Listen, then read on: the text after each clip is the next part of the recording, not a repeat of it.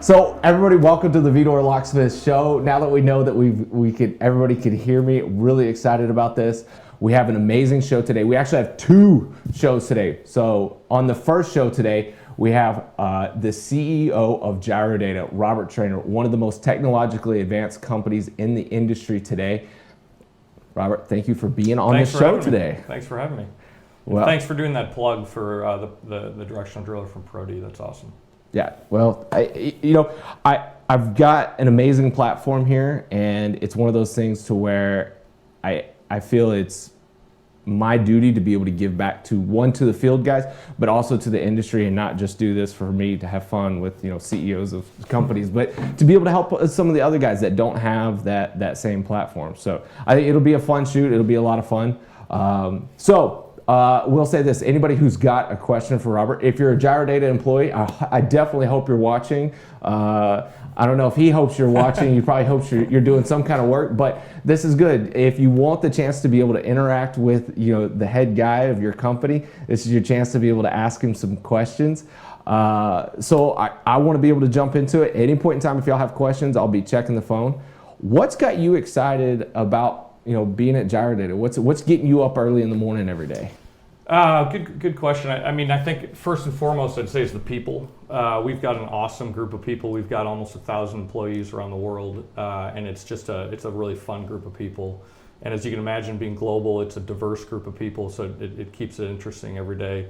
I'd say the other thing that just sticks out is a lot of our new technology. We are really pushing the boundaries of what's to come in the oil field, and I think we can talk a little bit about it today. Some of our newer things coming out. One tool was just commercialized a couple months ago, and that is that development, which has been ongoing for a bunch of years, and finally coming to fruition is really exciting. Well, tell me a little bit. I'm all for hearing about new technology. Sure. Everybody else can put on earmuffs, so I can be the one to hear about it first. So we're working on a number of things across survey, and we really think about our business in two, survey and drilling, although they're very much linked. So we're working on a couple things on the drilling side.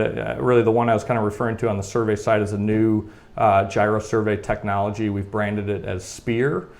Spear is the brand name of the technology, not necessarily the tools that will be run in the field.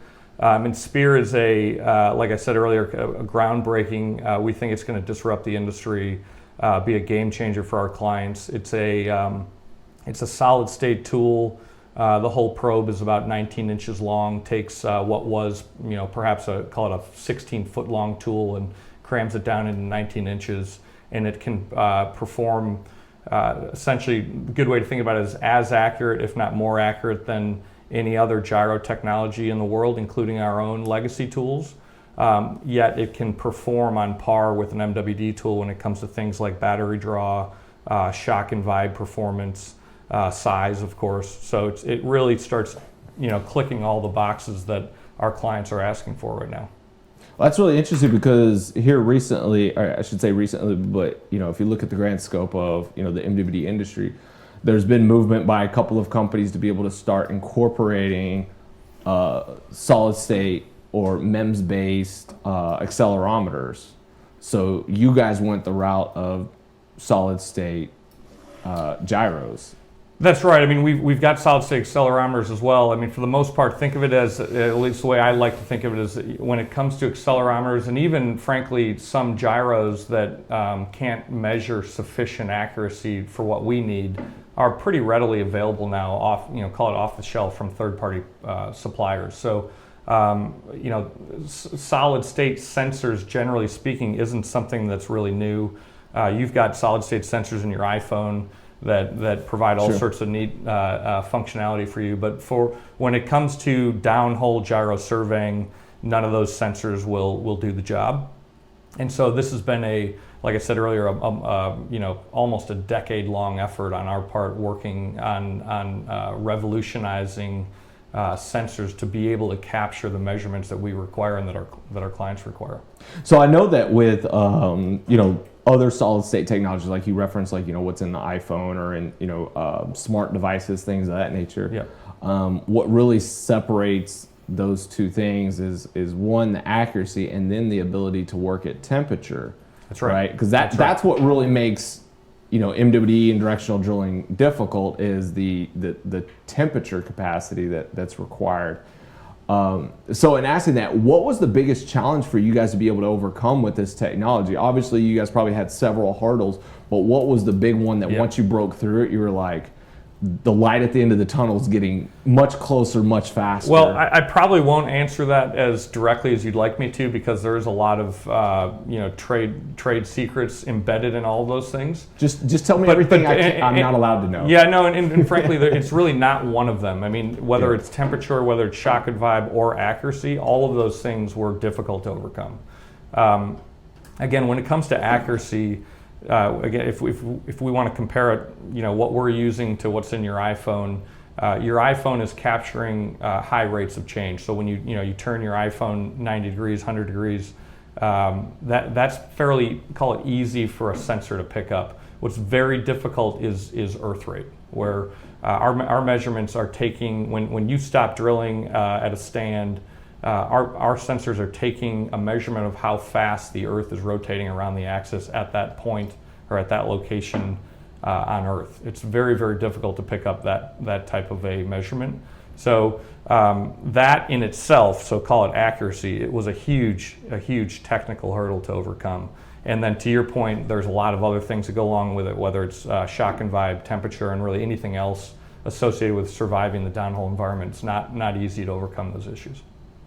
Wow. So so you said that there's multiple kind of product lines. So this is going to be in several different form factors downhole? Yeah. So thanks for asking that. So we've commercialized the first product, which we've branded Omega X. So okay. Omega X was launched last fall. You can read about it on our website. We've got spec sheets and flyers on the website. But Omega X is a drop tool. So it's a memory-based survey tool, and in Omega X's case, it's actually a tandem sensor package. So it's two of our sensor packs run in conjunction with each other. Typically, this is run where you drop it at TD, pump it down or convey it down to TD inside drill pipe, and then take your measurements as you're tripping out of the well. So Omega X is commercial. We've had a lot of really neat successes with it already in call it 3 or 4 different continents now. We've had a lot of run history on it, again, working on it for many years. So we're really excited to have that one out and in front of our clients. We are very close to coming out with the subsequent tools. And the way we think about gyro surveying, and as is the case with our existing product lines, we have gyro while drilling tools, which is, we call it GWD. Yep. And then we can convey other types of tools on wireline. I mentioned drop or other memory tools. So Spear will be no different. Spear technology will be utilized across that whole spectrum of applications. And again, this is a groundbreaking tool for us because of how flexible it is. We can easily now, and much more easily than we used to be able to, take a probe and move it from a memory, call it drop environment, over to a drilling environment very quickly and easily. So really exciting, especially when we're managing a global business with, really operating in call it every major oil and gas basin in the world. The logistics associated with that is a challenge. So being able to have a tool that offers more flexibility to us and our clients is a big deal. So you said pro-based. Does that mean it's going to be It can be pro-based. It can be run in a collar. Again, totally flexible to the BHA. Oh wow. Yeah. That's big, because I know a lot of the challenges, from my side of things, I always see with people that are coming up with new MWD technology. It's, do we go our own route, or do we make it pro-based compatible, which is the majority of the independent marketplace. So that you have that flexibility as either new technologies come along that you can continue to adapt with it, but you're still keeping somewhat attached to some of the legacy components that are pro-based. Yep. I would say the name of the company, but then they actually kind of went back and started their own company again. But that the old Teleco style, I can say that one, style system or whatnot. So you guys are going to move it over to, or it already is in that pro-based and or caller-based format. So what I'd say is historically Gyrodata would fall in that former category where we have always run our own tools, whether it's on the directional drilling side of the business or on the survey side of the business. This tool will afford us the ability, and I'm not promising this in 2019, but this tool affords us the ability to actually hand it over to another service company and let them run it, in let's say more of a rental or a lease model, whatever the commercial model may be. At this point, doesn't matter. But the point is that we can because of that flexibility and the call it simplicity may not be the right word, but essentially simplicity. Now that we can hand this tool over to whoever it may be, they can run it in their BHA. So, and again, our desire is to get this tool out in front of every client in the world. So at the end of the day, we are a global business, but we're also not the size of a Schlumberger, so we can't. You don't want to be that big. And we probably don't want to be that big, but we'd sure like to get a lot bigger, and we'd like to be able to convey this tool anywhere in the world, on every rig ideally. And so to do that may mean pushing the boundaries of the way that we've run our model in the past, in other words, just within our own BHA. So you guys are open to, at least in the future, being able to put this in the hands of essentially your competitors and allowing them to be able to run it for their clients as well. That's right. Wow. That's big. That's one of those things. That's a risky maneuver, potentially is like, empowering your competition. But at the same time, if you're pushing the entire industry forward, that's a good thing. And that's the way we look at it. What the measurements that we can provide our clients, especially in this environment where, I don't need to explain to you what's gone on in the last 5 years, but our clients globally have become much more focused on the quality of the well. They need more data from downhole, and we want to give it to them. And we want to give it to them as quickly and as easily as possible. So again, this concept of utilizing this tool through other service companies is a new concept for us, other than certain markets around the world where we do partner with some of the large service companies. So I'm not promising anything, this year, but it's a really exciting opportunity for us going forward. Well, I'm pretty sure the sales guys are going to be getting a lot of calls about this right now. Well, good. I'll say this. If I was a sales guy and I had the opportunity to pick a piece of equipment to go out and sell, that would be the one to be like, oh, this is going to be a slam dunk, because putting it out there. We're really excited. Listen, I hate to, humility is one of our core values at Gyrodata, so I don't want to tell you that. I'm not going to use the term slam dunk, but this is a tool that can we think revolutionize the measurement space. Well, humility is not part of the Gibson Reports. I am going to revolutionize the industry. I should say this. I'm going to plug myself here real quick, because apparently a lot of people don't know that I also own my own business. It's called Gibson Reports, the Directional Drilling Market Share Report. I've got a lot of amazing clients. Feel free to go to the website and check it out. I do have my own business. I haven't been doing a good job of marketing my own company, so I'll say that. That's a good plug. So I like the fact that you brought up some of the stuff about tortuosity and moving the industry forward. It is. I think there's been a lot of conversation in the industry about how drilling a fast well is not drilling a high producing well. And then a couple of weeks ago I had Fred Dupriest on here, and he says like the smoother the wellbore, the faster it drills. And so there's a lot of things that are kind of coming into play there, and all at the same time we have these publicly traded oil and gas companies, and even some of the private ones that are getting hit by investors. So it seems like a technology like this could truly benefit the industry, in understanding like you guys have got to take better care in reducing tortuosity in the wellbore. Absolutely. I feel like I teed you up for that question, and I didn't even ask you to ask that question. But you're talking about concepts that have been near and dear to our hearts for not just a couple of years. Gyrodata was founded by a group of guys that had that type of vision.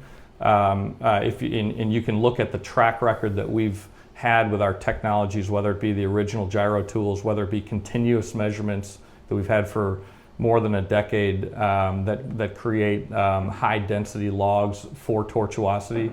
Whether it be our rotary steerable tool that we acquired in around 2000, 2001, we think it drills the smoothest wellbore in the world. And for all of the reasons you just mentioned, and listen, there's a lot of nuanced issues that you just packed into a quick statement, but whether it be drilling a straight wellbore, and if it's in the top hole, what does that do to the curve and lateral in terms of either drilling or running casing? Tortuosity in either the vertical section or in the lateral, what does that do for production? These are issues that we can prove out because of the number of years we've had running these services and the case studies that we have. But the reality is, the only way we can prove it to our clients is providing data. So we have a service, for example, and I know I'm jumping around here from rotary steerable to gyros, but we have another service called microguide log, which microguide is a high density tortuosity log that we can collect through a unique measurement system and software system that we've patented. And microguide, again, we've made a lot of inroads with clients in the U.S. and internationally, proving up this concept of you have tortuosity in the well, and that has a direct impact on, like I said, running casing, production, failures of artificial lift equipment like ESPs or rod lift. So, but again, these aren't easy concepts necessarily when you're talking to E&P operators that have drilling groups, completion groups, production groups, sometimes aren't working as closely as we'd hope they'd work. So and of course, for the most part, our client is the drilling department. So we are trying our best to work with those clients on the drilling side to help prove up again the concept of what you do today on the drilling side will impact your well for years and years to come. It's not just, for example, ROP. And I know ROP is important, and days on rig is really important, and I know cost is important. So I'm not saying we turn our back on things like ROP. I'm just saying there's a way to optimize that drilling process. Drill fast wells, but focus on quality, focus on straight wells, focus on putting wells where the geologists tell us we need to put them. So how do you guys go, obviously there's a challenge in being able to educate the industry on this, because there's a lot of guys on the drilling side of the business that are screaming for higher density in surveys, higher quality surveys of things of saying, hey, let's even the directional drilling companies and some of the guys that are in the ISCWSA, which I know you guys take part in, they're all saying let's do this. So how do you guys combat that as far as being able to educate the industry and say, hey, let's all get on the same page here, and then everybody benefits? Well, the first thing that comes to mind, David, is really our sales team. So we have, like any other business, a sizable sales group, both in the U.S. and abroad. Great group of guys, by the way. Well, thanks. They are a great group of guys. But those guys are augmented by technical experts. So, for example, we have a technical lead on the sales side that covers rotary steerable and drilling, generally speaking.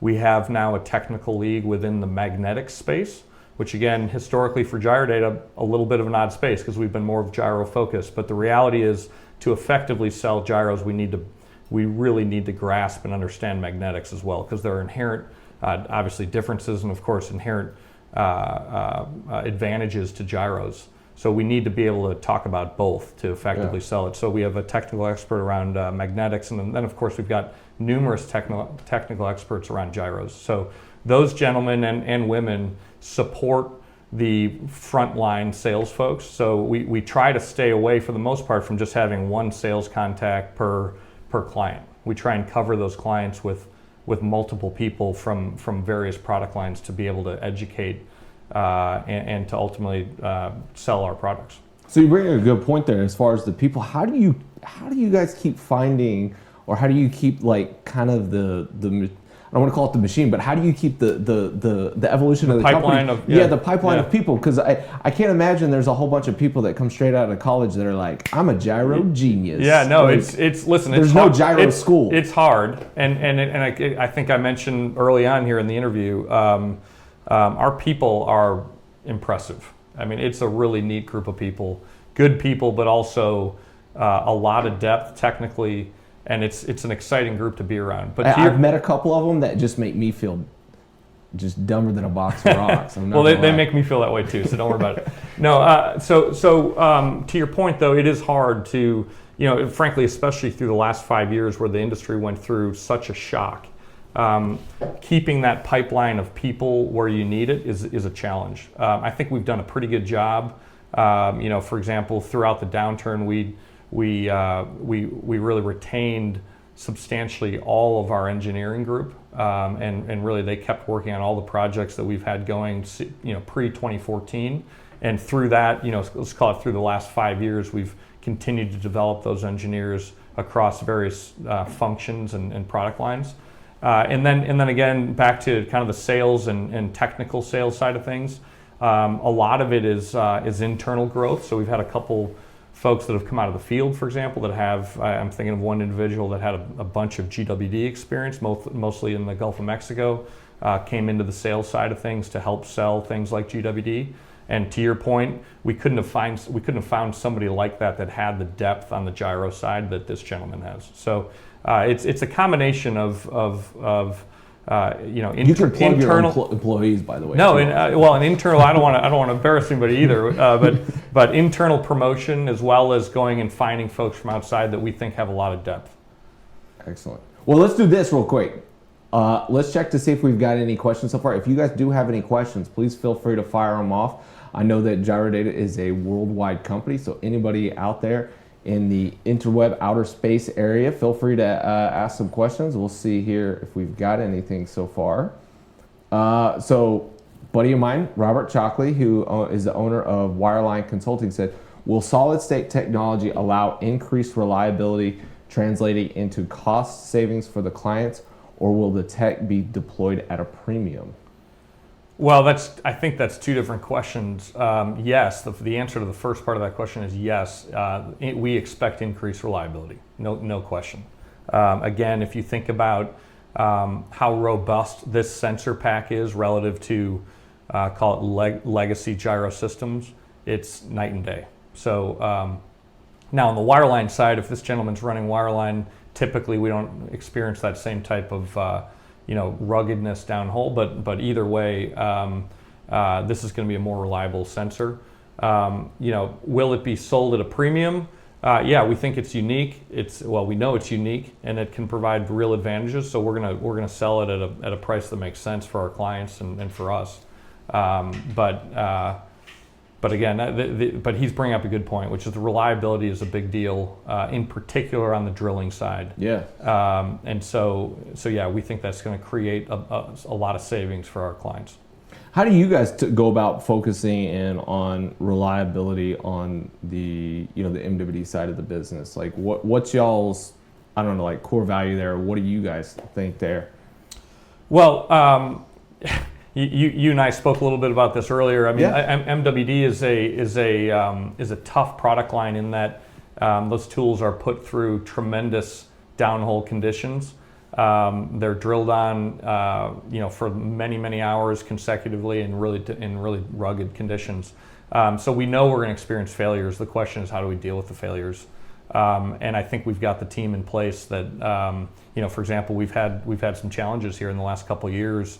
That we've had to really throw a bunch of folks on it, whether it be our production, repair and maintenance folks, but also augmented by our engineering team to just find the right answer. And you mentioned the word core value, and I don't want to talk too much about our core values, which are going to probably bore your audience outside of Gyrodata. But the numbers are dropping already. Yeah, no, but transparency is one of our core values, or it's part of one of our core values, and the key is being transparent with our clients in this case. So tell them what happened. If we had a failure, tell them exactly what happened. Whether it's our fault, whether it's whatever the issue was, we need to be transparent. This my personal belief is that I think the days of going into a client's office and saying, our tools never fail, I think if you're a sales guy and you're going out there and you're saying that, like, you're doing yourself a disservice, you're doing your company a disservice. Absolutely. And there's enough drilling engineers out there that just see right through that you can't just go out there and just be like, yeah, our tools never fail. Yeah, just well, run when them. you find a service company out there that hasn't had an MWD failure, for a year, let me know. But I'd love to meet them. Well, they probably haven't run any jobs. So they've been around for a year, but they haven't run any jobs. It'll be Gibson Reports MWD. MWD, there you go. Yeah, we own 0 MWD tools, and we had 0 failures. It's kind of like the college I went to, UT Arlington. We don't have a football team, but they sell shirts that say UTA football undefeated since 1983. It's true. We are undefeated. We haven't played any games, but we are undefeated. So guys, feel free to hammer off some more questions. Hit the little like buttons or whatnot. Just let us know that people are watching. It says we're up to 68, which is a great show. It's one of our, I think it's our second highest show. So you're just right behind Fred Dupree. So good. Call a couple more of the Gyrodata employees worldwide and tell them to get on there. So while we're waiting on some more questions, a good point there is, Gyrodata is worldwide. Here in the lower 48, you guys are known as being a directional drilling company, right? Well, I think we're known as being both in the lower 48. Okay. I mean, listen, pre-2010 in North America, but globally, we were 100% gyro surveying, effectively 100%. It wasn't really until that 2009-10 timeframe that we got into the directional drilling space. So I would say we're known as being both. In fact, we still do, and I don't like hearing this, but it's the reality. This is a big market. There's 900 some rigs running. We still do run across people, maybe in part because of our name with the word gyro in it, but I still meet some folks that say, oh, wow, I didn't know you were in the directional space. The reality is we're one of the bigger directional providers now in the U.S., but we still do a lot of survey work in the U.S. as well. So how do you, so obviously if you're facing that challenge here in the U.S., how do you go about dealing with that challenge internationally? Are you guys trying to be able to grow the directional business outside of the U.S.? Right now we're not, with the exception of a couple markets that I probably will just not mention at this point. But we are looking at a couple markets. But for the most part, I would say holistically, we are very focused on gyro surveying outside of the U.S. It's a great business. It keeps us really busy. We're growing it. As you know, the international markets are, in a better state today than is the U.S. land market. And so there is a lot to tackle there, whether it be, call it our existing business, but also with our new technology. We're spending a lot of time with international oil companies, national oil companies, the big service companies that dominate most of the drilling space outside of the U.S. And we've got our hands full. And again, we are excited what we can do here in the coming years in the international space. So at this point, again, with a couple exceptions, we are very focused on gyro surveying outside of the U.S. And then within the U.S., we are, of course, very focused on surveying as well, but we have also have a great drilling business that we'd like to grow here as well.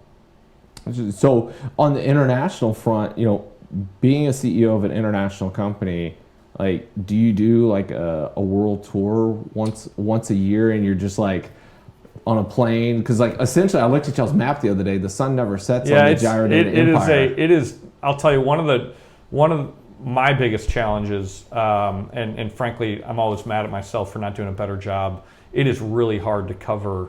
I think we have 36 offices today around the world. It's really hard to cover all of those. There are still a few I haven't been to, which I hate to admit. And so I need to probably check those off the box here and before the end of the year. So it's a real challenge. But to answer your question, no, I tend not to do a world tour. In part logistically, it's tough to pull off.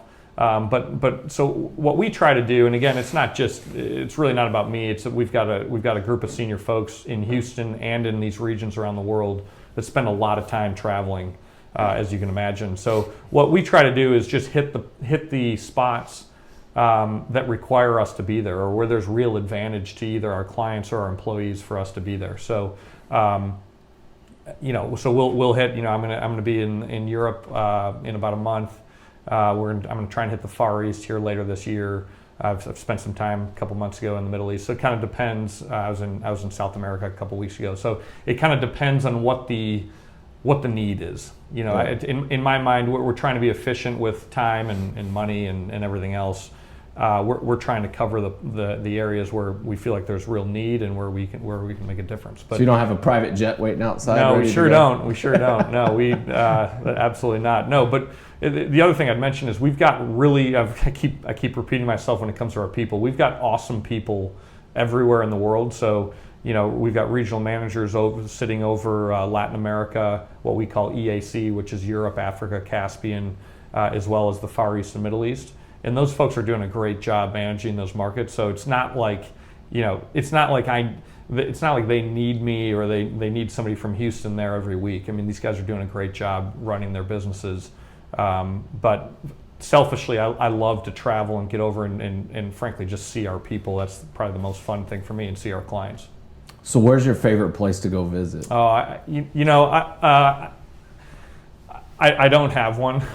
Are you saying that because you don't want to play favorites? No, I'm not saying. No, I really, honestly, I've had such a good time, especially in my time at Gyrodata, spending time with our people, really everywhere I've gone. So, including new places maybe I hadn't been to and maybe had a different perception of what it might be like.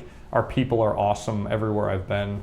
So I can't think of a trip that I've gone on that was better or worse than the last one. It's really, and I really mean that. So Gyrodata will be opening up an office in Bali soon, and well, we're not far. We have an office not far from Bali, so I haven't gone to Bali, but we do. We're in Indonesia, so we're close. That would be if I was the CEO, I'd be like, oh, got to make that trip to Indonesia again. I got to go check on that service quality a little bit. That would be where I would be going all the time. All right, guys, be sure to ask questions, follow up. I don't know if my phone's updating. Are you updating with questions? Have we gotten any new stuff? I think that's... Got a couple. All right, guys, be sure to share the feed. If you guys like what's happening here, if you enjoy the show just in general, be sure to share it out there. Let people know that what we're doing. Like I said, we've got 2 shows today. We've got CEO of Gyrodata, Robert Trainer, here with us right now. And later today is Keenan, the author of the best-selling book, Gap Selling. So let me check this. I'm going to check to see if we've got some other questions so that we can grill Mr. Trainer here. All right, we got one coming in here. So Cale Haas, who is a drilling engineer. With the future of oil and gas moving towards automation and AI during drilling operations, has Gyrodata implemented any of this automation, and what does the future hold for AI drilling in Gyrodata? Yeah, no, great question. That's a very good question. Thanks, Cale. Appreciate that. Yeah, no, it's a great question. We have, call it a year ago, and I'm probably getting my time slightly off, a couple years ago, we opened what we call the Guide Center. So it's essentially our remote operations center.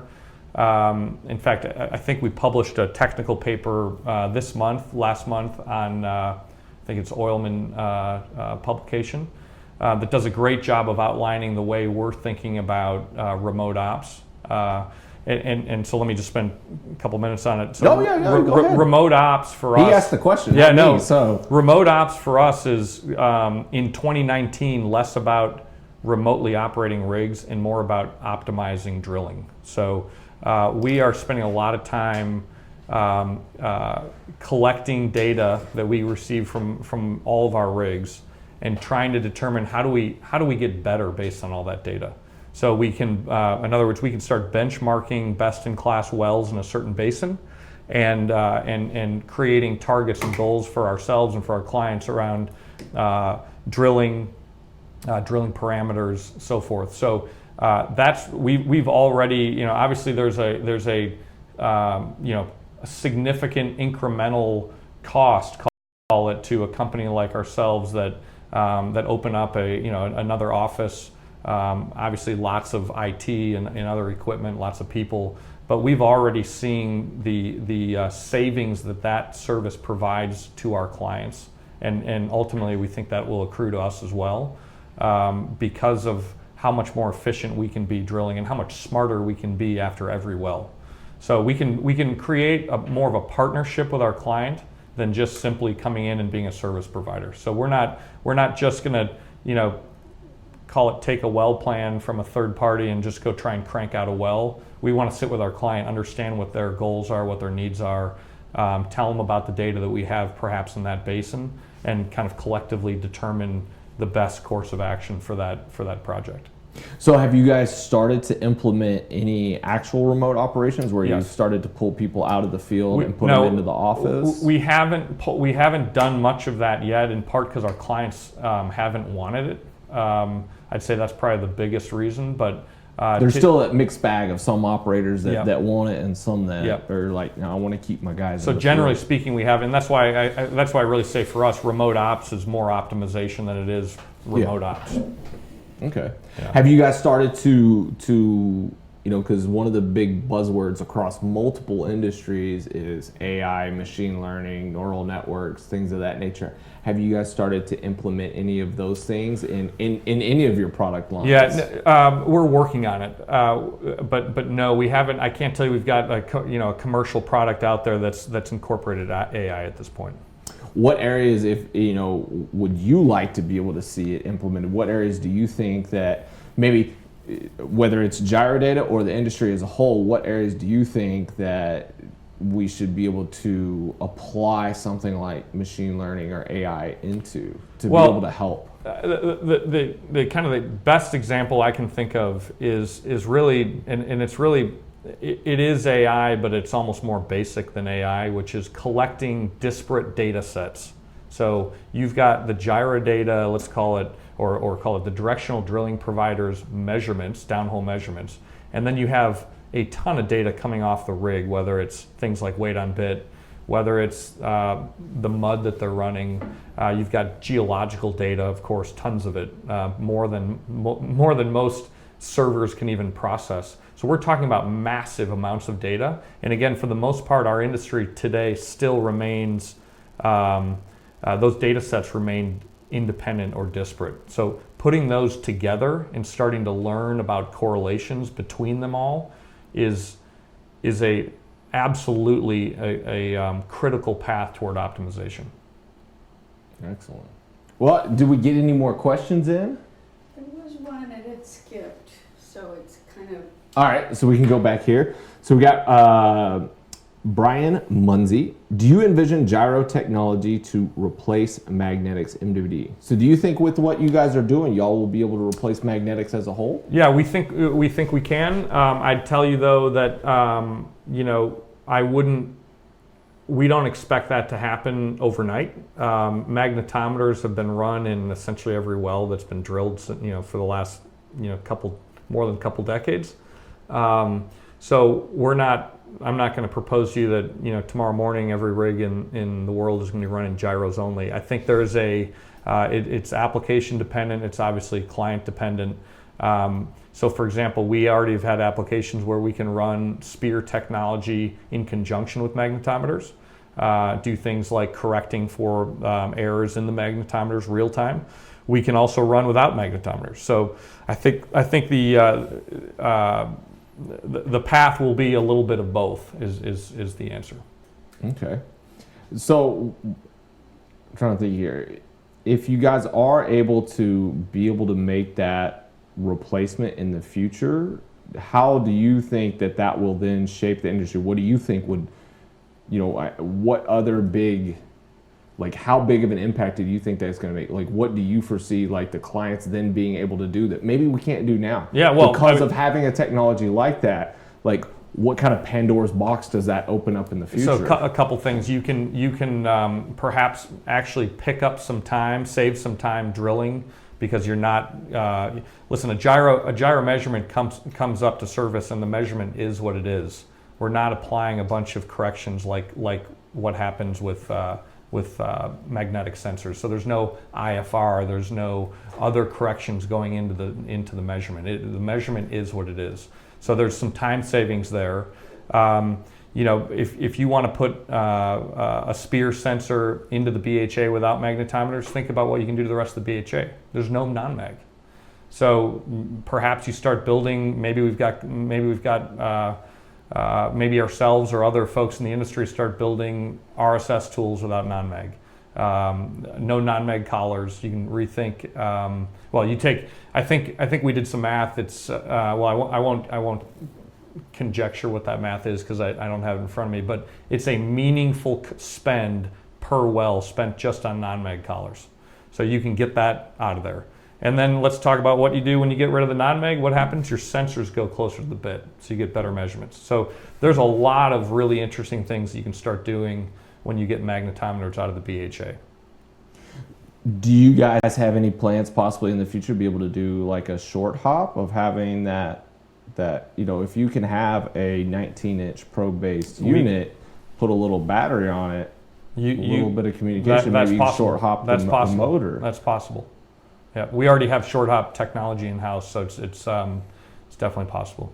It's probably one of your engineering guys. It's like, finally, my project, yes. Well, either finally or oh no, it's another project. So how do those guys? Because obviously, I've been around some of the chief technology officer Adrian. I've been around some of those guys. How do they? Because like I'm guessing their brains never stop. Like when they're sitting around, do they come in there and they're like, Robert, I've got an idea. How does that process work internally for you guys? Well, it's really fun actually, because again, when you think about the team that we have, you mentioned Adrian, but it's not just Adrian. There's a couple dozen folks sitting in Houston that are just within the engineering group.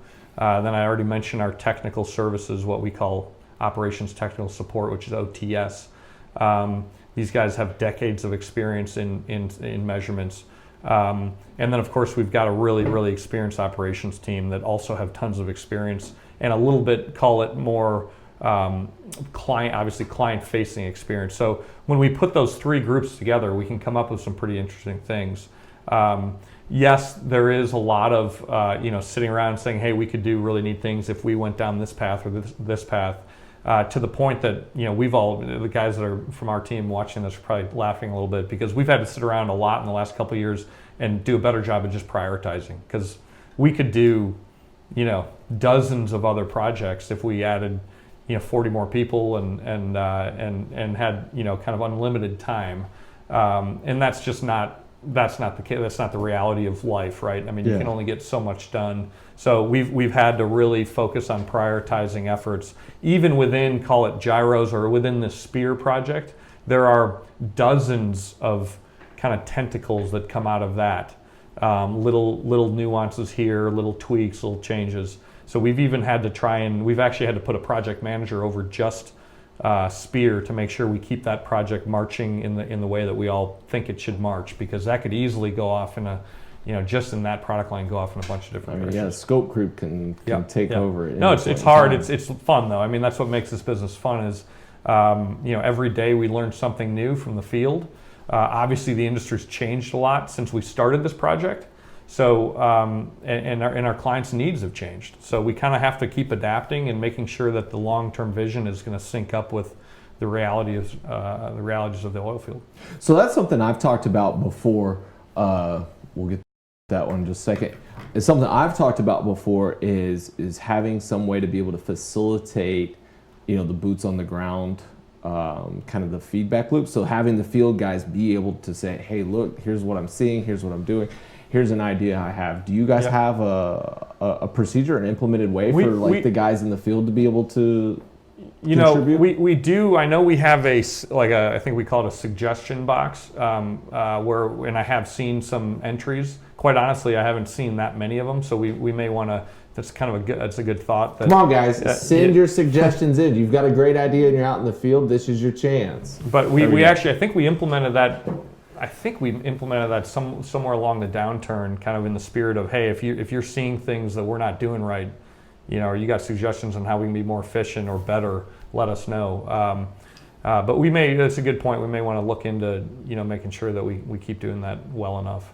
I'm always a big fan of the guys in the field, just because a lot of the guys that I have met that are in the field, they're usually obviously hardworking individuals, but they usually have the personality of being tinkerers and being mechanically minded and being really good with their hands. maybe not that they are PhD educated guys, not to say that they're not intelligent. It's just that they have, like, the way that they'll look at a problem is completely different than somebody else. Yep. And I know some of those guys I'll be out there with, and they're like, if we just did this one thing, and I'm like, if that technology existed, then that would be great.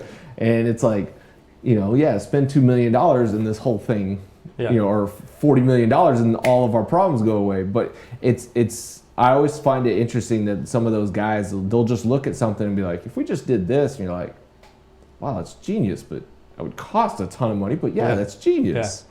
No, listen, this is probably true for everybody in the industry. It is true for everybody in the industry, but somehow it feels to me like it's more true for us. And maybe it's because of how differentiated some of these services and technologies are for us. Our people in the field are critical. I mean, these are the guys that are ensuring that our service quality is what it needs to be, and we've got best-in-class service quality across most, if not all, of our technologies, and it's because of them. I mean, I can't do much when it comes to making sure that a tool's run properly or otherwise conveyed properly to the client. So absolutely listening to those guys and gals is really important. So hold that thought. I'm gonna follow up with a question on that.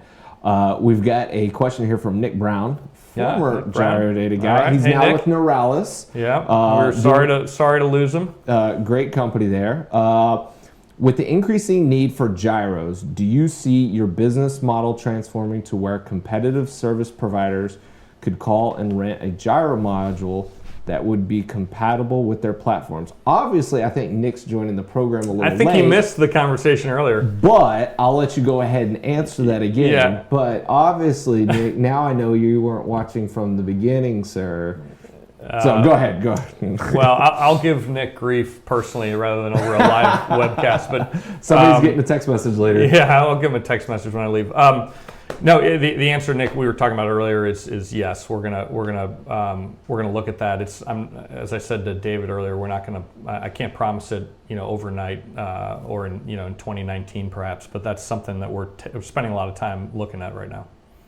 And frankly, the pathway for us to do that is our engineers will laugh when I say this, but it's pretty easy. It's really it's an issue of firmware that's not for us. It's not too difficult to overcome. Yeah. All right, guys. There's 84 people watching. We should have a little bit more of the comments going. Even if you just put a little period in there or hit like the like button, let us know that some of the people are out there. Brian Munsey asked a question here. Can you give a Cliff Notes version of Gyrodata's personnel plans for the next couple of years? Good question. At the risk of avoiding the question, we. You don't have to answer. No, the reality is I don't know because we're going to continue to just adapt with the market. So hopefully we can continue to grow the business significantly in 2019 and really in 2020. And as we grow, we're gonna be bringing on a lot of people. I mean, if you look at the last 2 years, we've added a couple hundred folks to Gyrodata. So and again, we're not that big of a business, so that's a big number for us. Yeah. If it's over 10%. It's at least 10 to 20% growth. It was 20. Yeah, call it from the kind of the trough head count. It's a 20%, 25% growth. Wow. That's an HR nightmare. I was about to say, if our HR team's watching, they'll be rolling their eyes because it's been really tough. It's been really tough. And again, in the oil field, if you think about places like Midland, it's just very hard to find people. And so it's very hard. It's not hard to find four-wheel drive pickup trucks, but it's hard to find people to drive those four-wheel drive pickups. Aaron just made a comment there. Nick said, I'm late, so please ignore if it's already been addressed. Yeah. It's all right. Sorry. We already gave you some crap for it, so no big deal. So one of the questions I want to go back to, you were talking about, having communication with the field guys. Obviously, understanding your background of being finance, and now that you're in charge of a service company where your front lines are your field guys, how do you as a leader be able to address that and getting guys to continue to follow you and believe in your mission and what you're putting forward, when I know a lot of guys are like, anybody that works in the office, anybody gets called chair monkey or office dweller or pencil pusher or something like that. How do you combat that and make sure that you're continuing to be the leader that you need to be? Listen, it comes down to people. The best way for me to answer that question, David, is I'm not the most important person at Gyrodata by a long stretch, right? I mean, we've got. It's your marketing director, by the way. It's our marketing director who's sitting behind the scenes here. No, Jennifer Cannon is sitting behind the scenes here, watching and everything. So give her a little bit of a plug there. Thank you. No, so we've got folks. Whether it be the folks that report to me, so the gentleman that runs North America, the gentleman that runs international operations, gentleman that runs sales and marketing, engineering, you name it. All of those guys have deep field experience and up. So they've. I'm trying to think. Basically, all of them started their careers running jobs in the field. So you're right. I am a little unique. I did not start my career running jobs in the field. And that's why, when I joined Gyrodata and when I got into my current position, I knew we need to make sure that we've got people that understand perhaps what I don't. And then I think that's the reality for anybody in any position, right? I mean, a coordinator who's kind of an up and coming manager has lots of field experience, doesn't have lots of office experience or perhaps management experience or compensation experience. So. We just need to make sure we're surrounding ourselves with the right team to make the company successful. Well, I know that for me, when I was coming up, that gaining that extra or going from the field, getting into the office, it was like there was a whole new world to that side of the business, and it was just like, oh my gosh, I know nothing. Like I have no idea what's really going on here, and it does help though to be able to be in there and then be able to understand okay, these are the decisions that are being made, and then that's why. So let me ask you this: do you ever thought of maybe doing the undercover boss and being able to go out to the field? And I have gone out to the field in a couple places, and in fact, our head of North American operations, I think as of this morning, is back, but he was in the field all week up in the Rockies and Williston. So we try to get out as much as we can. It's a little bit about my comment about traveling to international locations. I wish I could spend all my time out in the field if I could. I mean that's for me, that's just fun interacting with again, our own people and our clients. I'm probably repeating myself. And so we do as much of it as we can. The reality is I wish we could do it more. Yeah. I'd love to be able to hear that you guys do a little undercover boss and get sent out there as a green hand and go work for a couple of MWD hands. Or would I be the VDoor locksmith? Is that? We'll send you out there looking for the key to the VDoor. Yeah.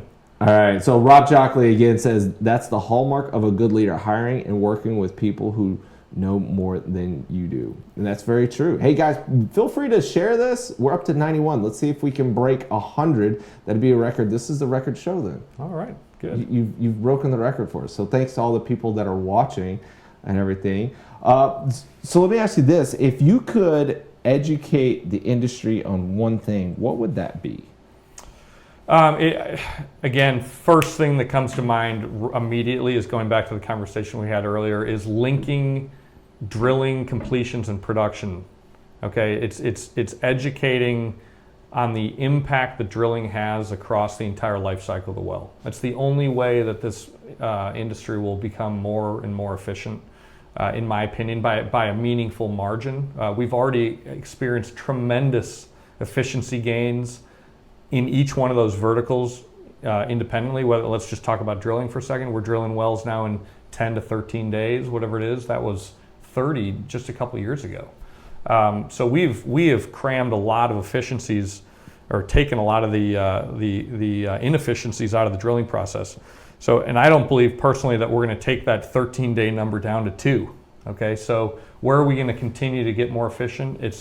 It's creating that link between what happens during the entire life cycle of the well due to the drilling process. And of course, we're drilling people, so that's the way we try and think about it is, can we drill better, straighter, less tortuous wells that will create quicker casing runs, better ESP and rod lift life due to lack of tortuosity, and just better production if a lateral is straight rather than porpoised. We know that is the case. That's why well planners design wells that are supposed to be straight. I mean, that's why geologists and production folks want to see a straight well. And then of course placement as well. Put these wells where the well planners and where the geologists want them to be put. Yeah. In my time as a well planner, I never planned one that went like this. You didn't? No. No. I mean, they were probably drilled like that, but yeah. And they could have easily blamed it on me because I had no business being a well planner. I was good at geometry, and I hope your old boss isn't watching. My old boss is a used car salesman, or was a used car salesman and a professional football player. So he's out of the industry, and if he is watching, Ray, thanks so much for watching. I really do appreciate it. Look at what I've done with myself. Maybe that company would still be in business if you guys didn't fire me. So neither here nor there. How do you guys go about obviously you guys have got an internal development team. How do you as a CEO go about finding new technologies and making sure that you don't miss an opportunity that comes in? Because I know from my perspective, when either I was selling some downhole tools, selling some stuff related to MWD or whatnot, I've met a lot of guys in the industry who are tinkering, designing, developing in a very small stage, but don't have that ability to be able to get in the door with some people, right? And you've got MWD coordinators that are busy, you got managers, engineering guys that are busy, and everybody's getting hit with emails all the time. We're getting LinkedIn requests. How do you go about that, or what do you think is the best way to be able to make sure that you don't miss something that's coming up in the industry? Well, okay, I'd first say that's probably the biggest challenge that I've faced, and not just me, but our team and probably the industry in general. And the couple examples I'd give you, if you look back, since the shale revolution began, and this is mostly a North American land comment, but it really holds true, I think, globally, is we have, as an industry, advanced technology so quickly since, call it 2007. There have been mad rushes during that time frame for unique technologies. So one example would be the type of frac sand that is used. So if you want to think back to, you had Wisconsin white sand was hugely in demand. Then all of a sudden people wanted to go to Texas brown, and that kind of picked up. And then all of a sudden they discovered sand in the Permian in Midland, and the other two suffered because of it. And these things happened in a matter of months. We're not talking years. I mean, these were changes that would happen. Monahan's blew up. It was incredible. I'd also give you, sliding sleeve completion technology, drop ball, sliding sleeve. There's numerous unique types of sleeve technology versus plug and perf. And again, that was, for me, impossible to figure out which one's the winner. I mean, I still don't, frankly, know, and I don't think the industry knows. There's a lot of unique technology out there. So those are kind of non-drilling, obviously, examples, but the same holds true for us. There have been so many technologies that we've looked at, and it's just been so hard to figure out, is this something that's really going to persevere through all of the changes that we know will continue to take place in our industry? And so, in short, the short answer is we have stayed intentionally pretty close to our knitting. And you probably see that if you went to our website. We don't have a bunch of, call it adjacent technologies or services outside of what our core has been, which is survey and drilling. We also do have a production logging group, by the way, and I kind of think about that as part of the survey group. But that, I'd say production logging is maybe the best, or the perhaps only or best example of where we've strayed a little bit out of that kind of core survey drilling. But otherwise, we've stayed pretty close to our knitting, and that's really due to sticking to what we know best, but also the inherent challenges with how quickly this industry has changed. Listen, ideally, I'd love in the future to go find other things that we could kind of augment our toolbox with. but we're not going to go, do anything. You're gonna stay in your lane. We have to stay in our lane. Absolutely. So back on one of the other topics we were talking about then, with new technology and being able to drill these wells faster, what point in time do you think it's essentially diminishing returns to be able to drill faster? Because let's say that, because some of the wells that they're drilling in the Eagle Ford, 5, 6, maybe even low as 4 days to be able to drill them. Is it even worth trying to drill them faster at that point? Generally speaking, I don't think so. I'm sure there are applications out there that I'm not thinking of, or maybe I'm not aware of, where you could still knock some time off these wells. But generally speaking, if you think about the cost that it takes for an operator to drill a well as a percentage of the total cost of the well, it's very low. So whether you're shaving a day off here or there, these aren't numbers that are going to materially change the outcome for the most part, and I'm sure there are exceptions, but for the most part, that's not going to change the outcome for our client. So we want to help our clients get more efficient, no question. If there's obvious low-hanging fruit to drill faster or quicker, we'll explore that. But again, I think we are about there at that point. You asked the question, where is that point? I think we're about there. If we keep pushing harder to drill faster, there will be other things that come up, more failures, of course, but also we come back to tortuosity and wellbore placement. And I think you start sacrificing those things if you push much harder than where we are as an industry. Because that's what I'm thinking is like at some point in time we're going to hit diminishing returns on the ability to drill faster, and then the precedent's going to take over at something else. It's like, okay, we're drilling this in 3 days. I mean, is it worth listening to an hour-long presentation about somebody who says that they can help us drill 5 feet an hour faster versus let's listen to an hour-long presentation about making this wellbore, even though it's only 10% of the cost of the whole thing in the drilling side of it, but it has an impact over the whole side of it. Because I mean, essentially, they talk about it's wellbore construction. So we're paving the road, and if the road's bumpy and stuff, and everybody's got to get to the other end of the road, it doesn't matter how fast you pave it if everybody's got to drive 20 miles an hour down it. That's right. We need to start building some highways. That's right. It's my belief that at some point in time we're going to drill so fast that the drilling manager will be like, I don't care about drilling it faster. There's some gains there, but it's not what's going to have the biggest impact. I think we're about at that point. And again, it definitely depends a little bit on the basin and the rig contractor and the directional driller.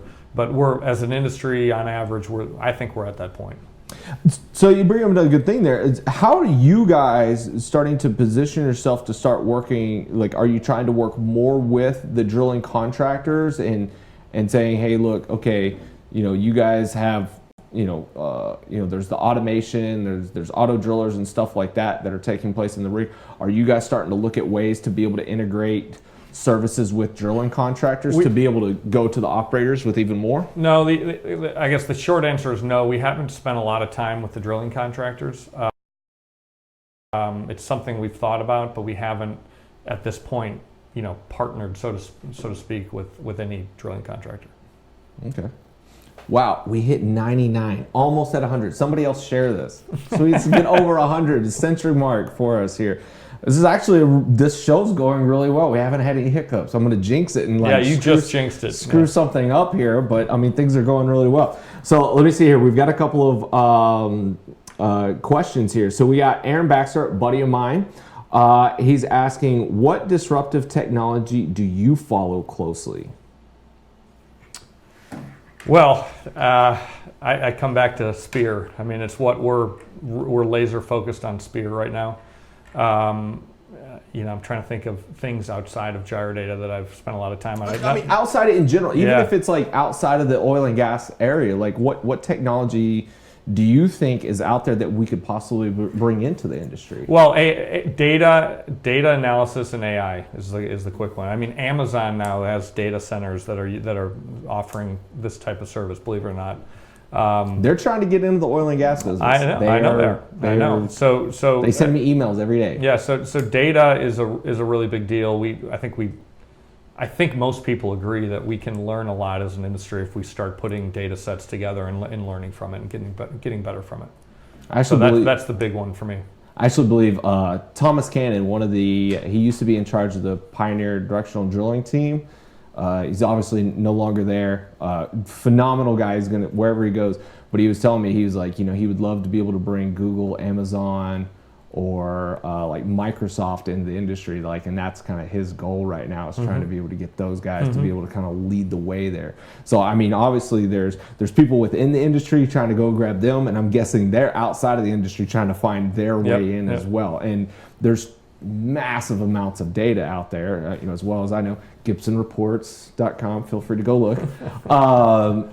People trying to take the data and be able to utilize that to make better decisions and stuff. How have you guys, as far as maybe like an IT level, been able to start, did y'all have like an epiphany at one point? You're like, all right, we need to start looking and capturing data better than what we're doing now. Has that happened in the recent past? I don't know if it was a one point, but yeah, that evolved over the last several years. And again, the opening of the Guide Center, which is our remote ops center, was a major move for us. To your point about IT, I mean, just the IT back office support or infrastructure behind that Guide Center is. I was blown away when I saw how much work they had to put in to set that up. So it's pretty impressive. Blown away by the work or the invoice that they? No, not the invoice. The work, the amount of work, and just watching even this podcast, all the IT equipment required just to run this show. Imagine when you're running dozens of rigs and the amount of data coming in and out, and thinking about what happens if you lose power, and there's all sorts of contingencies and work that goes into making sure that the thing is set up for success. So it's pretty neat. Come by our Guide Center sometime. I think you'd be impressed. There we go. Yeah. I'd like to be able to have an inside tour. Let's go to the Bali location. the Guide Center is not in Bali. 104. Oh, we hit 104. Oh.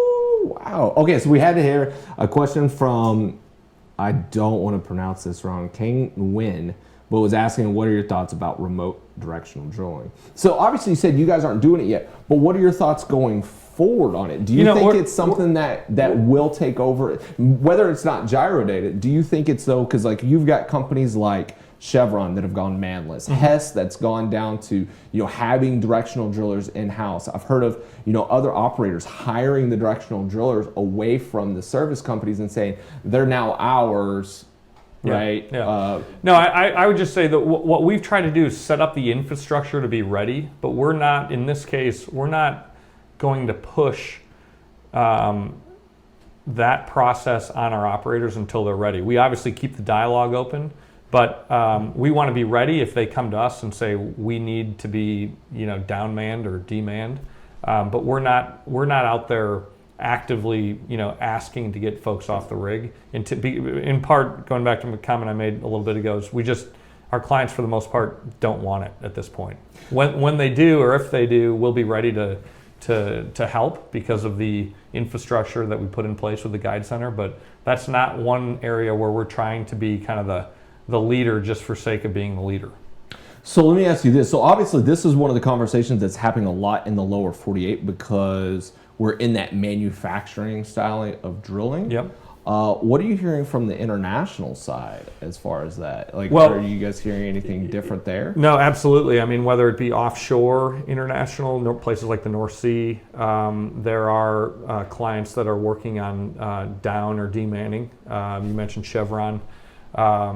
So there are spots where it seems to be happening. Then again, I'd say most of the rigs globally where you have, you got a couple hundred rigs running in places like Saudi, haven't seen it there. So it's kind of a mixed bag depending on where you look. How are you seeing offshore market? Are you guys seeing an uptick in that? Yeah, we have. It's actually, I'd say it's been maybe not, I was about to say pleasant surprise. I guess it wasn't a surprise because we we try to stay pretty close to our clients around the world. And of course, as you know, the international markets are more of a long-term project-centric type business model. Yeah, completely different. We typically have some visibility into what's happening, let's say, for the coming 12 months for the most part. Yeah. So we knew that 2019 would be a pretty decent year for international, and that's played out more or less. I'd say, international, and I think Schlumberger released earnings this morning and mentioned something very similar to, I think, the way we feel, which is international continues to grow, but it's not growing perhaps quite at the pace that we had hoped, but it's still pretty good growth. I think it's, low double-digit type year-over-year growth. So, and much of that is offshore. So we've seen some nice recovery offshore. But again, kind of depends on the market. Brazil used to be a great offshore market. It's a lot quieter than it was in 2014. North Sea's come back pretty nicely. West Africa has picked up meaningfully here this year. Far East, we've got some offshore work that's picked up there. So any stuff down in Australia? We don't do much. We do some in Australia, but we don't do a ton down there. That's where I started my career. Oh yeah, that's right. It's Schlumberger, right? Yeah. No, don't mention their name. Don't bring those guys up. No, I'm sorry. Anybody that's watching from Schlumberger, I know I bash on you guys a lot, but that's where I did start my career, and it's what got me to this point. So should be nice to them every once in a while. No, listen, you got to hand it to them. It's a great company. We do a lot of work with them internationally in particular. So we know those folks real well at D&M, and it's they've got an impressive group of people and impressive business. How do you go about, because I know this, if I were to have joined Gyrodata as an MWD hand here in the US, my first question to my coordinator would have been, hey, when can I go do gyro stuff internationally? Do you guys have a program like that to where you can take some of your local guys that want to be able to see the world? Because you join the military, it's like, come see the world. Maybe come join Gyrodata and have that. Because you'll have those offices. Is there that opportunity there? Yeah, so it's a great question, and the answer is yes and no. So we have a number of folks internationally that are Americans or Brits that we've put in places all over the world, but there isn't kind of a, not to use Big Blue's name again, but we don't have a Schlumberger type rotation system in place. I would love to have one because I agree with you. It gives folks the ability to learn a new product line, learn a new part of the world. Oh, it's huge. It'd be fantastic. The reality is it's just really, really tough to pull off when you're a business of our size. So I would love to see us get better there and start, perhaps taking some what we call hypos, but the best performers anywhere, not just in the U.S. but anywhere, and start cross-training and moving people around. But we just have to wait till that makes sense for the employee and for Gyrodata. Well, I'll say this: when I was at my younger age, when I still had hair and was working out on the rig, given that opportunity, I would have taken a 50% pay cut just to be able to say, hey, just send me around the world, give me that experience to be able to see Russia, China, all of these other, the Middle East and stuff. So if you guys are watching, send them an email and just say you'll take, 50% pay cut and then you can go around the world. Because obviously there's costs associated with, visas and lodging and stuff like that. Yep. So don't just think you can keep the same, because you guys, if anybody's watching, you get paid the highest. U.S. land field employees get paid the highest in the world.